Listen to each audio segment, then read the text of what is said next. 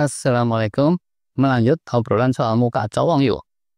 Ada yang kasih saran untuk fokus sama kolagen kalau mau wajah dan tubuh kita seger. Nah, bener banget tuh sarannya. Para penonton sini biasanya juga udah pada tahu tuh.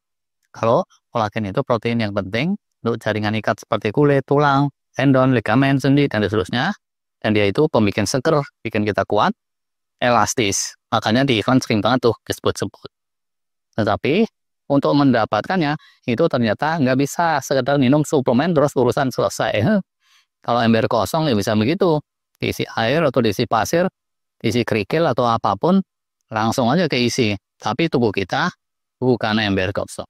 Contoh nih, si Udin kekurangan zat besi, terus disuruh banyak-banyak makan silet, makan paku berhari-hari.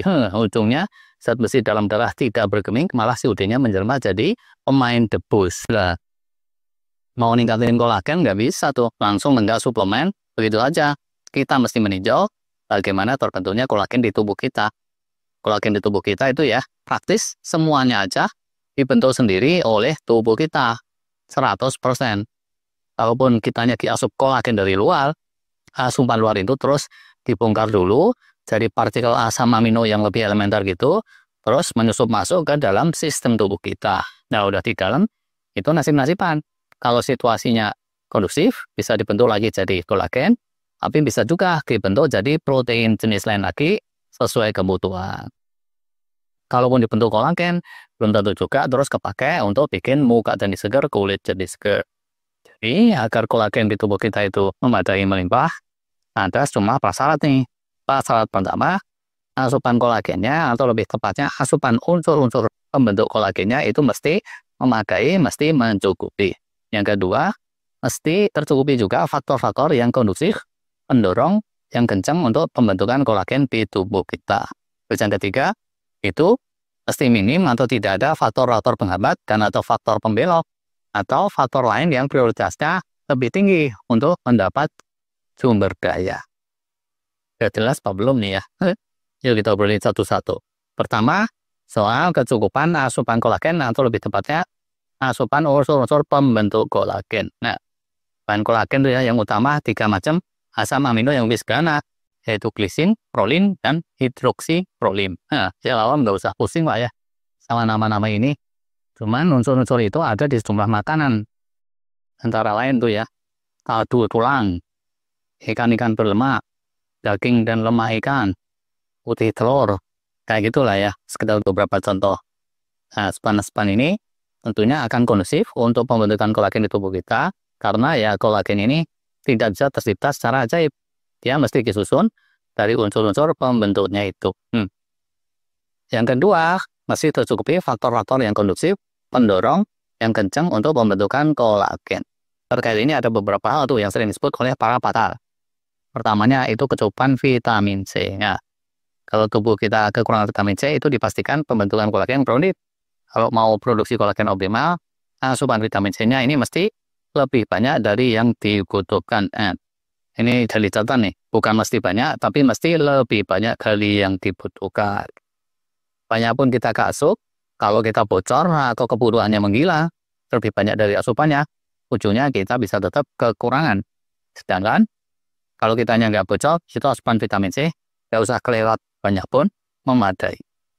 Yang bikin bocor apa? Antara lain tuh ya, nanti nih yang kita obrolin di bagian ketiga, faktor-faktor penghambat dan atau pembelok, yang prioritasnya lebih tinggi. Selain vitamin C, yang sering disebut-sebut yaitu mineral tertentu, khususnya zinc atau seng, dan mineral lain yang sinergistik dengan zinc ini. Efektivitasnya ini idem nih sama yang si vitamin C tadi. Soal makanan yang banyak mengandung vitamin C dan zinc ini dapat tahu lah ya, atau kalau belum tahu ini gampang bisa di-googling sendiri.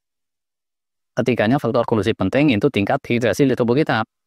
Kalau kita cenderungnya kurang hidrasi dalam jangka yang panjang, maka pembentukan kolagen dan proses-proses lain yang perlu air akan terdampak signifikan tentunya ya. Keempatnya, itu normalnya mekanisme healing di tubuh kita dan hormon pertumbuhannya sekalian. Kalau kita kurang tidur, begadang melulu, atau stres negatif melulu, atau makan melulu, ya udah, situasinya tidak kondusif untuk terbentuknya kolagen. Aktifan kita itu juga kondusif untuk pembentukan kolagen. Karena dengan kitanya aktif, sirkulasi di sistem tubuh kita jadi lebih baik, khususnya sirkulasi darah sirkulasi oksigen, dan getah bening atau jalur limfatik. Sebaliknya nih ya, kalau metabolisme kita slow, itu tidak kondusif. Faktor ketiga, ini penting, tidak ada atau minimnya penghambat dan atau pembelok yang prioritasnya lebih tinggi. Nah, tadi ya kita bilang, asupan vitamin C kencang pun, asupan bahan pembentuk kolagen kencang, mineral-mineral seperti zinc dan seterusnya kencang, kalau bocor itu kan percuma ya. Ini ibarat orang ngecor teton gitu, mau ngecat hoteng. Cor-corannya berlimpah pun, tapi kalau bocor ya kebuang aja tuh semua bahan. Atau bisa juga, bukannya bocor, tapi adonan betonnya kemakai yang lain, yang lebih prioritas. Misalnya untuk tiang-tiang penyangga gitu lah. Pembentukan kolagen gitu juga. Salah satu faktor penghambat yang sering disebut itu faktor usia atau keusuran.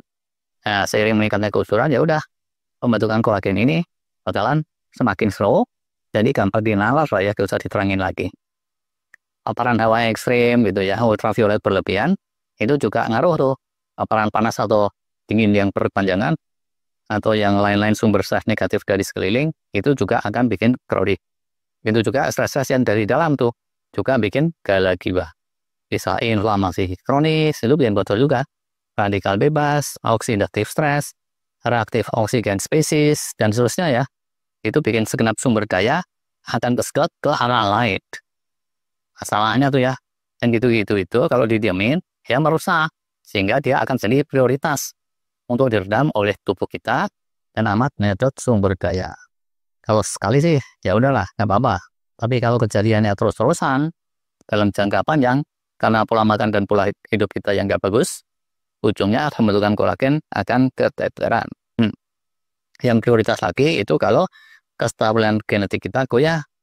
Bisa karena berbagai hal tuh, termasuk asupan kemikal, pola hidup juga, kan gaya hidup, pola makan, kronik stres, dan kurangnya healing, kurangnya stres positif. Nah, kalau ada hal-hal prioritas yang kayak gitu, ya pembentukan kolagen cenderung terabaikan. Dan kalau terus-terusan jangka panjang, ya udah kulit kita akan kedampak, tulang juga, sendi juga, rambut, kuku, dan seterusnya.